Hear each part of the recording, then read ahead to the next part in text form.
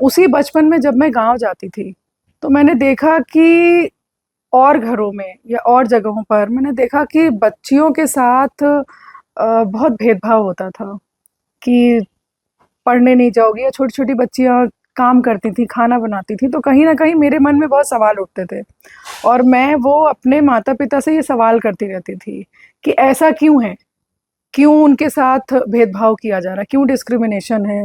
वो स्कूल क्यों नहीं जाएँगी? वो घर पे काम क्यों करेंगी इतने छोटे से? तो मुझे लगता है कि हमारे समाज में ये डिस्क्रिमिनेशन बहुत था पहले बेटे और बेटी को लेकर। जी। लेकिन फिर भी कहूँगी मैं अपने माता-पिता का, अपने बाबा-दादी, अपने नाना-नानी सबका मैं धन्यवाद देना चाहूँगी कि उन लोगों ने मुझे, सिर्फ़ मुझे ही नहीं, हमारे घर की हर लड़की को, इतना प्रिविलेज्ड लड़कियाँ थी कि कोई अंतर नहीं हुआ लड़के या लड़की में। अगर आपके बचपन की बात करें, तो आप बचपन में मतलब किस किस्म की बच्ची थी? 2 बच्चे होते हैं, एक तो प्यार उनको ज़्यादा मिलता है जो बहुत ही यस्सर वाले होते हैं, जो सब कहना मान रहे हैं, या कुछ बच्चे होते हैं जो बहुत चुलबुले से होते हैं, शैतानियाँ खूब करते हैं, उनको भी प्यार मिलता है। आप किस किस्म की बच्ची? बहुत शैतान। जी। पढ़ने में भी अच्छी थी, पढ़ती भी थी, लेकिन शैतान भी बहुत थी। अच्छा। मतलब हम 2 भाई-बहन हैं। जी। मेरे भाई बहुत शांत हैं, लेकिन मैं ठीक उनके विपरीत थी।